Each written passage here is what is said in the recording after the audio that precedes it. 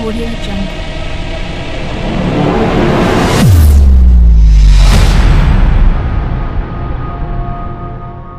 आम जीवन में केतेबेले कौन हेबो ताहा आगरू आम भाग्य उपरे निर्धारित होइथाय। तेबे आमे आमर भाग्य को तो बदलाई पारिबा नहीं, तेणु आमर स्वभाव को बदलाइबा को चेष्टा करिबा उचित। यह निश्चय मन रखंतु, सठिक समय केबे आसे नहीं। वर्तमान समय हेउछि सठिक समय।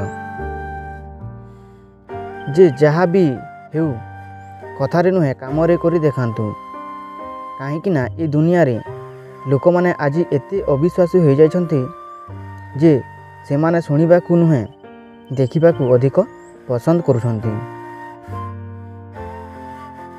गर्व और अहंकार मनुष्यर सबुठारु बड़ शत्रु।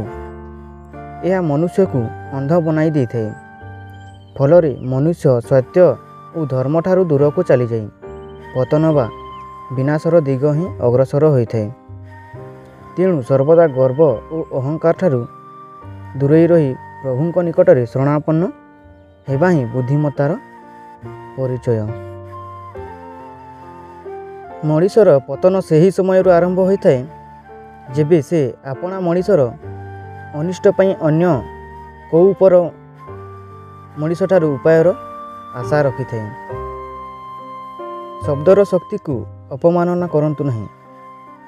एक छोट हाँ एवं एक छोट ना समग्र जीवन को परिवर्तन कर देइथाय।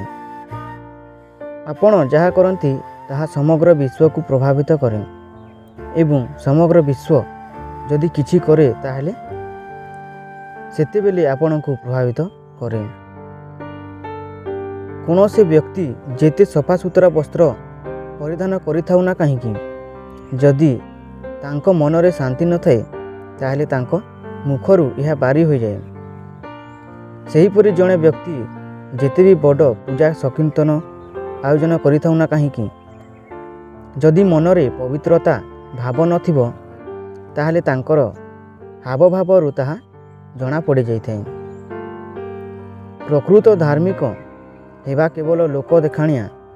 तेणुकरी तो कहा जाए जे सर्वदा विपदरे पड़िथिबा लोकंकु साहाय्य करिबा एवं परोपकार करिबा ही हेउछि प्रकृत ईश्वरंक सेवा।